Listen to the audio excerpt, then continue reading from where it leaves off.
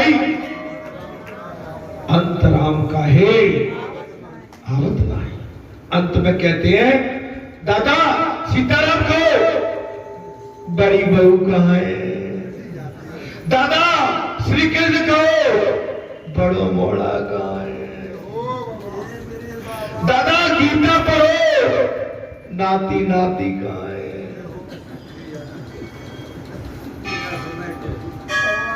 अरे अब तो अंतिम घड़ी है, भगवान का नाम रख लो। बड़ी मुश्किल है। अच्छा बड़ी वो फिर नहीं, वो तो मेरी सास मोते ज्यादा कर वो कान में बाली आती, वो मुंह से पे हाथ ज्यादा फेरती, वे कान की बाली तो मुझे दे दो। मेरे बाबा बस सास की भी हती ना कड़िया बढ़िया। अब मैंने तो सास की धोती धोई थी। अरे भैया मुंह में कड़िया मां को माया की पड़ी। चली गई सास, चली जा सास का पेरे थी ताय निकाल के मुर्द मरे। देखो हंस रही है। सही बात है। 4-5 भैया बैठे, भैया अम्मा की कड़िया पाजे भी अब तो निकली खाए तो बड़ी लोग नहीं ले लो। वो तो छोटी नहीं ले लो सब बट मारे के चक्कर में पागल हो गए। न मरे का कोई दुख है, न शांति है, न सुख है। माया बड़ी ठगरी होती है, अच्छे अच्छों को हिला के रख देती है। कोई कहता है मेरा आदमी कमा कम बनो। अरे भैया जो और का बेचारे वैसे बछेरू लगे रहती तारी। भैया बड़ा चक्कर है। अरे सभी कमाते भाई, कोई आगे कोई पीछे, और नहीं भी करते हो तो उनका भाग्य उनके साथ।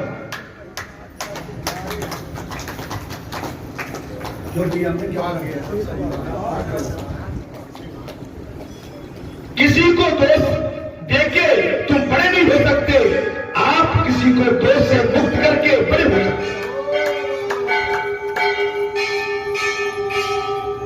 मैं तो इसलिए कह रहा हूं ना, ब्रह्म चिंतन करते करते मर जाने पर मुक्ति मिलती है, लेकिन अंत में ब्रह्म का चिंतन कौन करता है?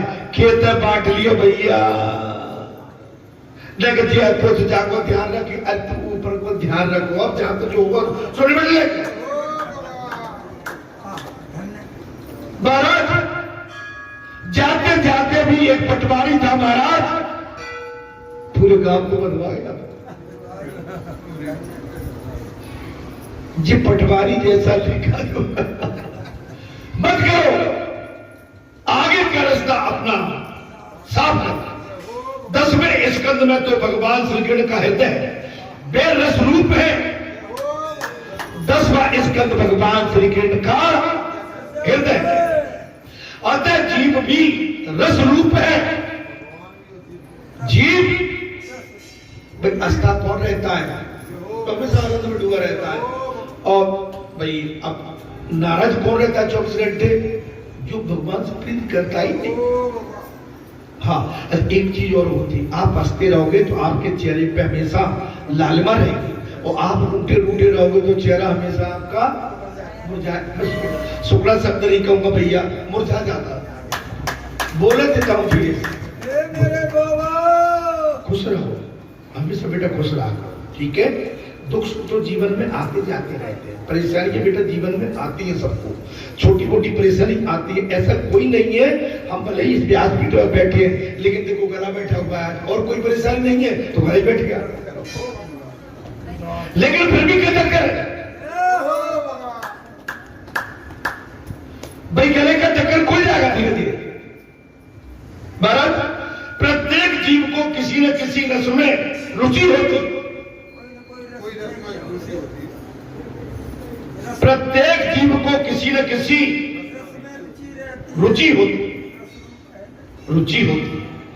भिन्न रुचि वाले सभी को वो कृष्ण कथा आनंद देती।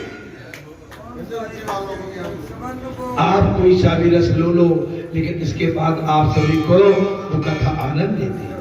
श्री कृष्ण भी एक दिव्य रस है।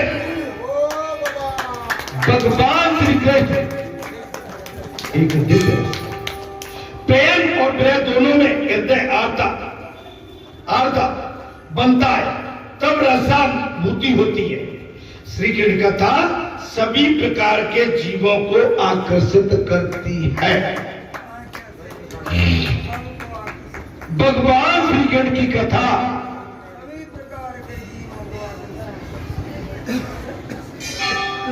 सभी प्रकार के जीवों को आकर्षित।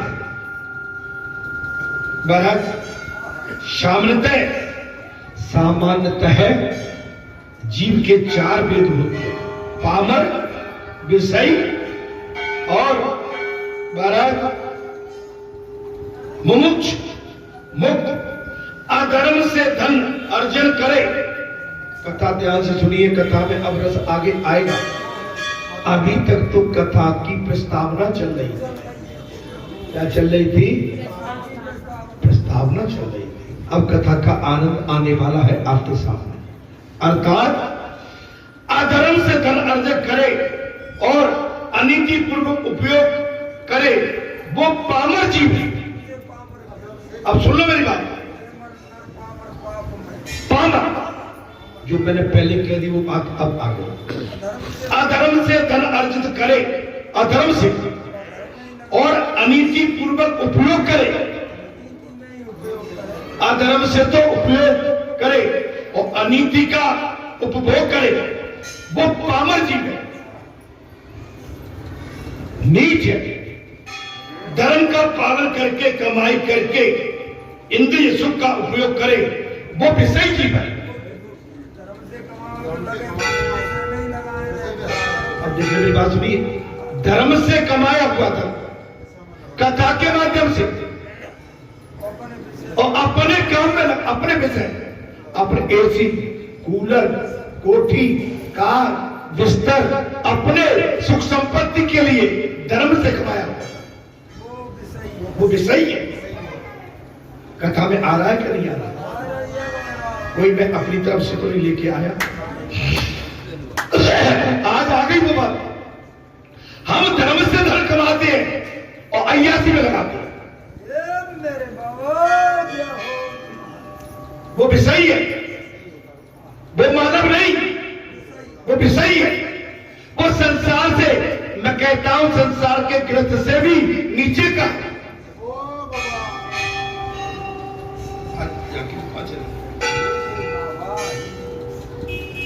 यार मिली भी नहीं, समझ में आ रही महाराज? बुरा मत मानना। आज मैं कितने दिनों से जो बात कह रहा था, आज उसमें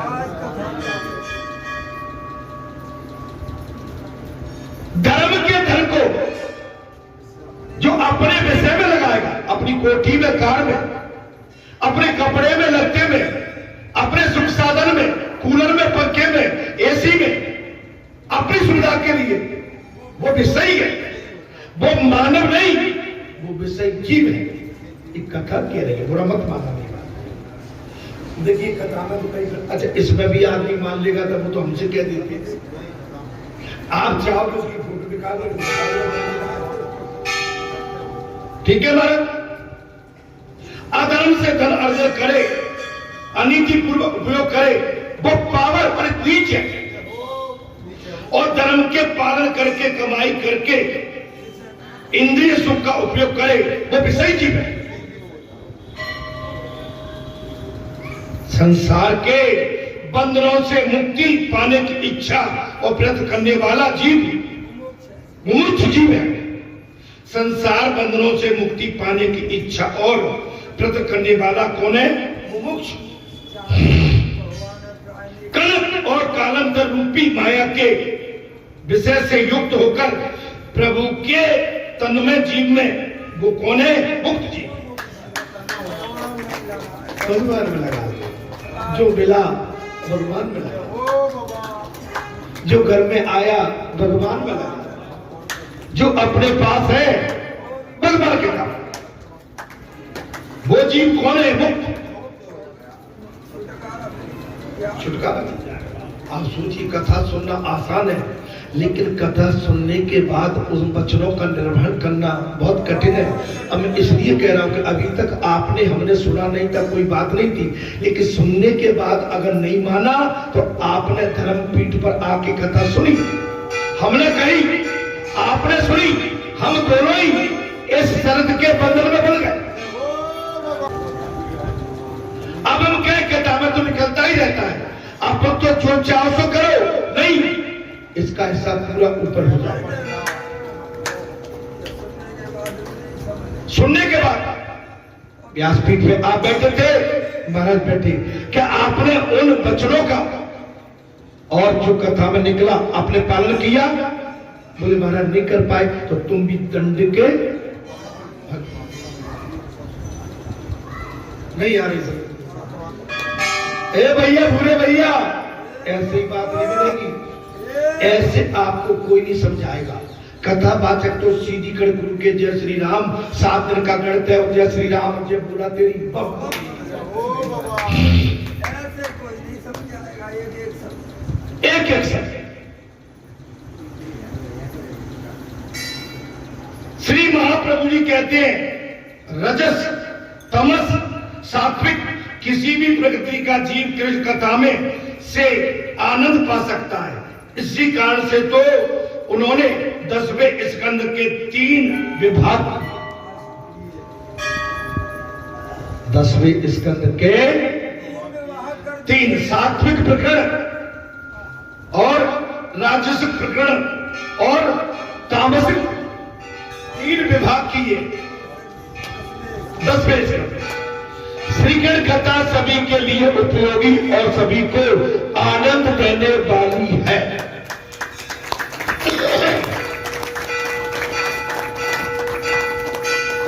श्रीकृष्ण कथा सभी के लिए उपयोगी और सभी को आनंद देने वाली है। इसका कारण यह है कि श्रीकृष्ण भोगी भी है और महान योगी भी है।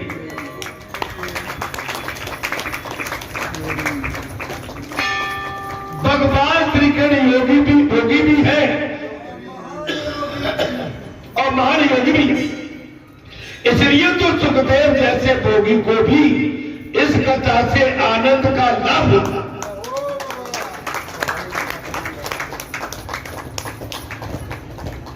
इसलिए तो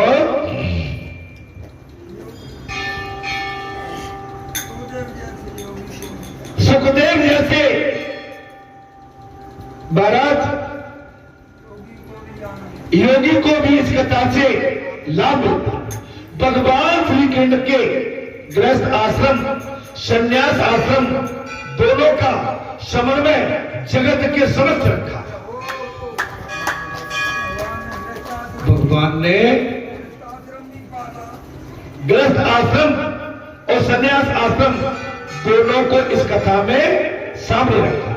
16 रानियों के स्वामी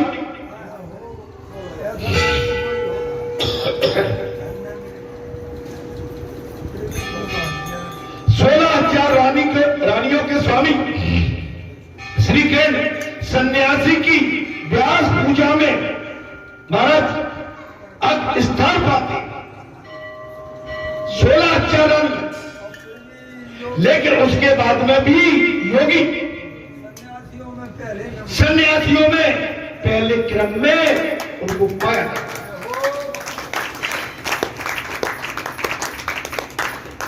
गृहस्थ आश्रम से बड़ा आश्रम कोई और है?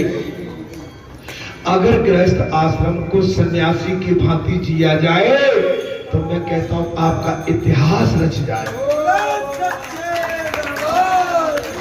क्या सत्य सत्य कहो 4 मास चल रहे हैं? क्या मत उठा देना गलत, सत्य सत्य कहो, क्या 4 मास आपके चल रहे हैं? कोई गलत हाथ मत उठाना। नहीं चल रहे तो हाथ मत उठा देना। नहीं चल रहे हो तो हाथ मत उठा देना। अगर 4 मास चल रहे तो ही हाथ उठा।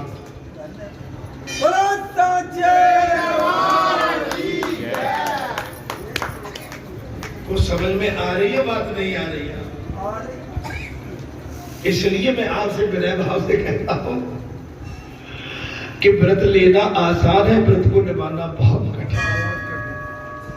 व्रत को तो प्रभु की दया हो जाए तो ही व्रत पूरा होगा। बुरा मत मानना मेरी बात।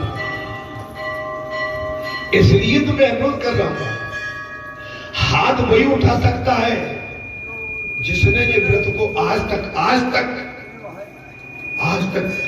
अभी तक जेठ आषाढ़ सावन भादो और तो मेरी बात को समझिए, अन्यथा हाथ उठाना रोज लग जाएगा। समझ में आ गई? तुलसियापति राम श्री कृष्ण की दिव्यता तो देखो, श्री कृष्ण भगवान की दिव्यता। नहीं बेटा, मैं किसी का छोटे नहीं हूं, तुम मुझसे भी बड़े हो, मैंने कोई तुम्हारी परीक्षा नहीं ली है। मैं तो इसलिए कह रहा हूं कि बेटा व्रत उठाना बहुत कठिन है। ये तो जिनकी हनुमान जिसके कवच बन जाएंगे और भगवान जिसके कवच बन जाएंगे उसका व्रत पूरा होगा। इस संसार में व्रत करना बहुत, इतना कठिन व्रत करना आसान नहीं, आसान नहीं है, आसान नहीं है। हमने तो एक बार और भी कही थी, जित तो बात बहुत कुछ 4-5 महीने की बात है, आज 25 वर्ष हो गए हमको।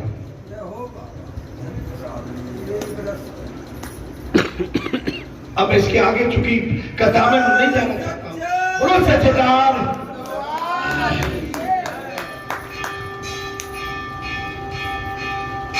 इसलिए नहीं, मैं आपको इसमें डालना नहीं चाहता हूं। आप गृहस्थ हैं सब, लेकिन नहीं, मैं आप पे जितना बन सके, जो बन जाए आप उतना ही करना, क्यों इस व्रत को लेना आसान। बोलो सच्चिदानंद भगवान। 25 साल में मेरा व्रत पूर्णतः एक ऐसा है कि जो ब्रह्मचर्य का वो तो मेरा चल ही रहा है। एंड 25 साल में मैंने बिस्तर पे सैन नहीं किया। इससे ज्यादा मैं आपसे क्या,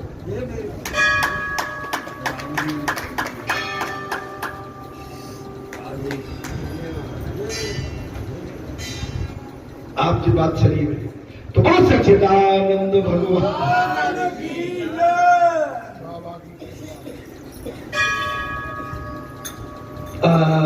सेंस से मतलब ब्रह्मचर्य अलग चीज है, सेंस से मतलब है तो मुझे बोलने में, मैंने पूरी रात्रि कभी बिस्तर पे हम उसका आप समझ सकते हैं। इस चीज को लगभग 25 साल से ऊपर ही हो चुकी है और कोई ऐसी बात नहीं है, वो तो बाबा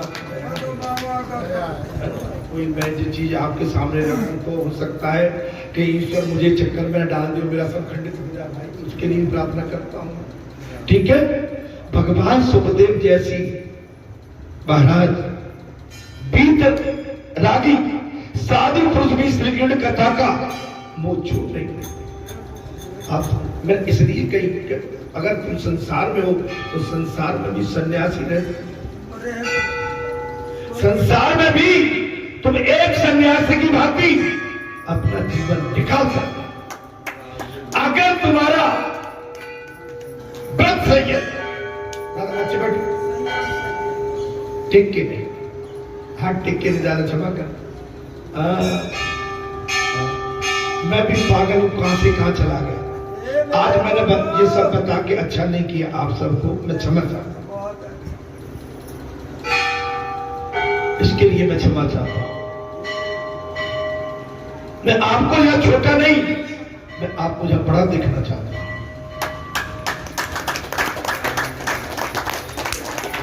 मैंने आपके, मेरी बाणी से आपको ठेस लगी है, मैं अपने शब्दों को प्रभु इसी समय वापस लेना चाहता हूं। बोलो सच्चिदानंद भगवान।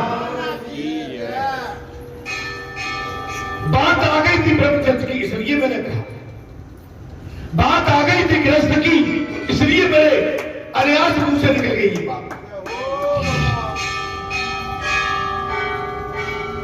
भगवान श्री कृष्ण की महाराज 16,000 पटरानियां थी, लेकिन इसके बाद भी भगवान श्री कृष्ण ब्रह्मचर्य का पालन करते हुए सारे सन्यासियों की आगे की कतार में भगवान सुखदेव जैसी बीतरागी साधु पुरुष भी कृष्ण कथा का मुंह छोड़ नहीं पाए। महापुरुष को लगता है कि जब तक नाक पकड़कर बैठे हैं अर्थात तप कर रहे हैं तब तक तो सब ठीक है, किंतु आसन से उठ आने पर महाराज कब मन बचल जाए पता नहीं क्या। आसन पर बैठे तब तक तो ठीक है, लेकिन आसन से उठते ही कब तक मांगा जाए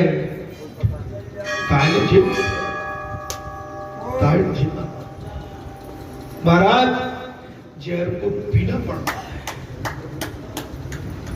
यही तो भगवान शंकर की सीख है कि जितना जहर पियोगे उतने आप शक्तिवान होगे।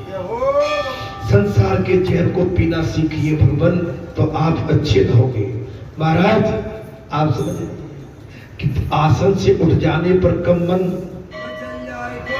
भागने लगता है, उसकी खबर तक नहीं लगती। आ गई समझ में? इसलिए चक्कर में मत पड़ना। संत और भगवान, भगवान और संत तो बहुत हुए जिनका इतिहास रचा पड़ा। भगवान तो केवल एक ही है, संसार पूरा जानता है। मन की निर्विषय, मन को निर्विषय बना इस साधना के बगैर नहीं होती। हनुमान जी की पीठ तक जाने के लिए, उनकी पीठ पर बैठने के लिए आप संसार में लिप्त रहोगे, संसार का जहर पियोगे, लहसुन प्याज खाओगे, और जहां चलोगे तो भगभग करोगे, जहां जाओगे भगभग करोगे, और जहां चाहोगे जहां जिससे लिपट जाओगे। हनुमान ऐसे नहीं है।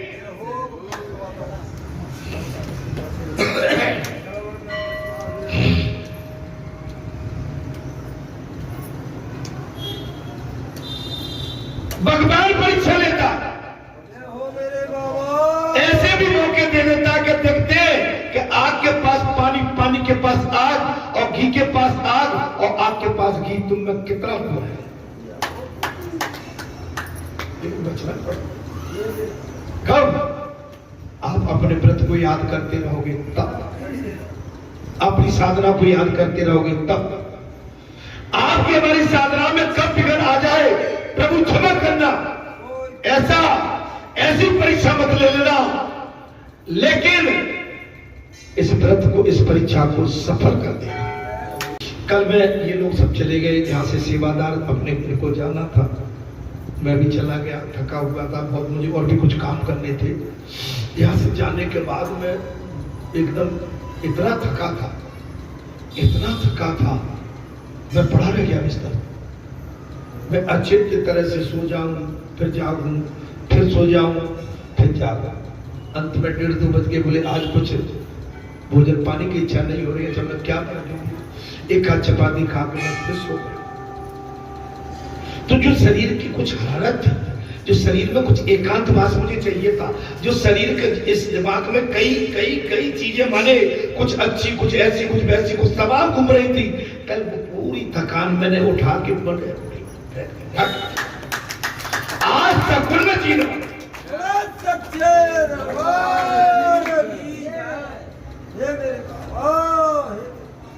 विश्वास नहीं पाओगे, 8 बजे तक मेरे सेवादार तो बेचारे लौट के भी शायद नहीं आ पाए, वो सेवा में लगे थे। मैं तो 8 बजे के बाद फिर सो गया, फ्लैट हो गया। तो मैं आपको वही कह रहा हूं, हमारे सेवादार सेवा करके देखो तो शरीर बाबारी गत हो गई कि भगवान करे अर्जुन तू सोता है, और या तो सब काम में लगे हुए, तो न तो मैं अर्जुन हूं, न कोई भगवान मेरे से बात हो रही, लेकिन बात तो वही हो गई, हम सोए पड़े हुए। जब थकान होती है, कभी साल 6 महीने में, हमेशा नहीं, मेरे साथ हमेशा ऐसा नहीं होता है। हाँ, साल 6 महीने में मुझे एक बार नींद अच्छी आ गई।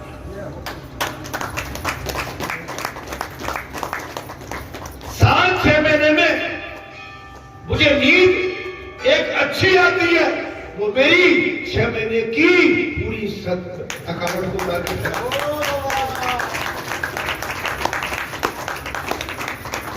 मैं आपको अपनी बात बता रहा हूं, क्योंकि ये भी आवश्यक है, ये भी आवश्यक है। महाराज आप सब लगे हैं, मैं आप सबका ऋणी हूं, हर तरह से ऋणी हूं।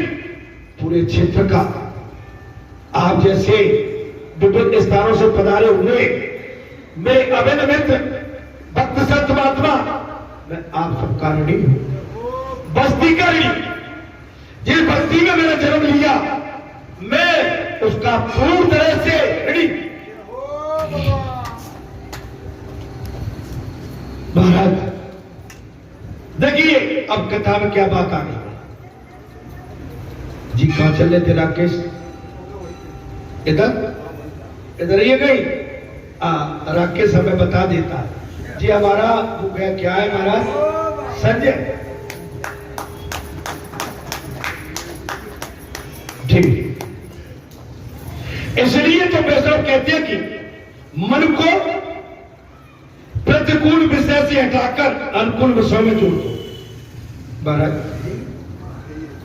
नहीं, अच्छा ठीक है। वेदांती कहते हैं जब आत्मा का बंधन नहीं है तो फिर मुक्ति का प्रसन्न नहीं है। योगी जब तक आंखें मूंद कर समाधि में बैठे हैं तब तक उनका मन स्थिर रहता है, किंतु योग अवस्था में जागृत होने पर आंखें खुलते ही उनका मन चंचल होकर संसार के विषयों में खो जाता है। आ गई। इस समय आपको ये लग रहा है बोले वाह क्या कथा निकल रही, हमें ऐसा ही करना चाहिए। लेकिन मैं आपको बता रहा हूं कि आप निकल के बाहर तो देखो, कथा को भूल के संसार को। भाई ये पैसा किसने चढ़ाया है? आज मुझे कथा में नहीं बोलना चाहिए। कौन जी लाया था ये पैसा जी? हाँ, विजेंद्र का नाम लिखा देना भागवत कथा में। विजेंद्र जी ने कुछ इधर चढ़ाया, ध्यान बता देना है ना। ऋषि विश्वामित्र जी ने आंखें मूंद कर 60,000 वर्ष तक तपस्या की थी। 60,000 वर्ष तक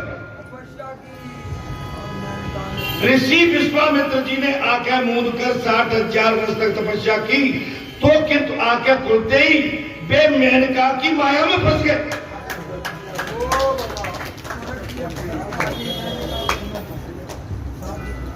नहीं आई। 60,000 की तपस्या के बाद 60,000 वर्ष की तपस्या कथा में आनंद आ रहा है क्या?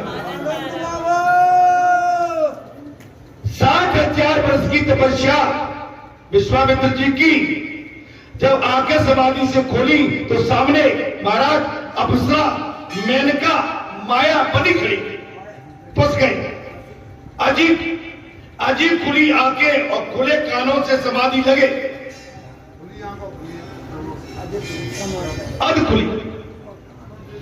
खुली आंखें और अध खुले कानों से समाधि लगे। वो समाधि सच्ची समाधि है,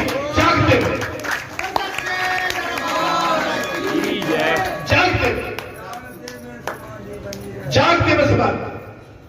किसी की बहन बेटी, एक चीज मैं बता रहा हूं, बात बताने से करने से नहीं, समझने से होती है। हम कितने भी भीड़ तंत्र में रहे, कितने भी हमारे सामने माने संसार की कितनी सुंदर विलासताएं वस्तुएं, लेकिन उनको तुच्छ मानो, तुच्छ ऐसा मान ले कि जो वस्तु सामने दिख रही है वो वस्तु तो हमारे पास भी है। हमारे पास जो वस्तु है, इस वस्तु में और उसमें कोई भिन्नता है ही नहीं। लेकिन आपने अपनी वस्तु कम करके और दूसरी का मूल्य अधिक करेगा तो आप माया में फंस गए।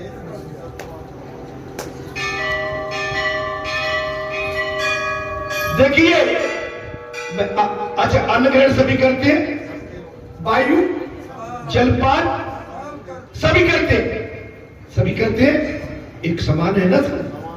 तो कोई समानता सभी के अंदर। भाई कोई भी है, भैया बैठे हैं पुरुष है, बेटी बैठी है महिला है, तो महिला पुरुष तो सभी के घर में बस जो पाप होता है, धन, जड़, जुर्म, जमीन और जुर्म, इस पर ज्यादा पाप होता है। किस पे होता है? धन एवं जोरू। जोरू माने महिला, इस पे सबसे ज्यादा पाप इस पर।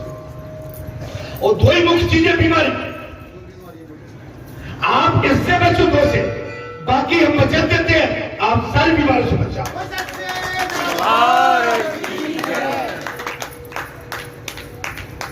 जड़ जोड़, जड़ एवं दो बीमारी प्रमुख है।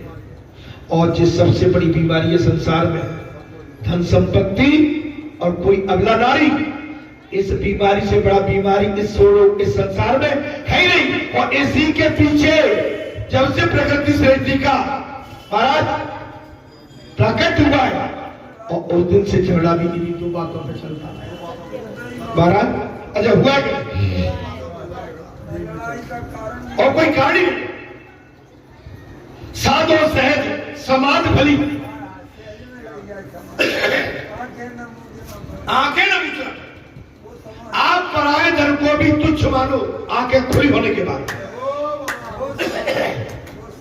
वो समझ। अभी कथा में निकला कि धर्म का जो पैसा है, और जो साधक इन धर्म के पैसे को अपने निजी उपयोग में लेते हैं, अपनी कोठी के लिए, कार के लिए, एसी के लिए, कूलर के लिए, डीजल डाल के फॉर्च्यूनर गाड़ी में घूमने के लिए, तो ये बिल्कुल पक्का उनके लिए जहर विषय। फक्कर को क्या चाहिए? क्या चाहिए? 1 6 फुट का तखत लंबाई और 4 फुट की चौड़ाई और एक दरी पड़ी हो, बस हो गया काम उसका। दादी 25 साल से पलंग पे नहीं, ये भी कहता हूं बात, तखत पे सोया।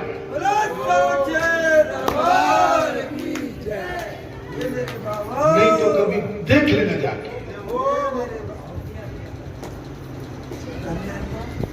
तखत पे 25 साल हो गए। अब बिछैया तो बिछाना ही पड़ता है। बात ऐसी वैसे ही नहीं बात बनती। और डल्लम के पे तुम करोगे तो वो तो उचकाएगा, ऊपर नीचे फेंकेगा भाई। प्लेन रुई का गद्दा पड़ा हुआ है, जो अपनी देसी रुई होती थी ना, कैसी समझ में आ रही है? हाँ, अरे जीवन में अब जो आनंद आ रहा है, इससे बढ़ के आनंद कभी जीवन में मिला ही नहीं।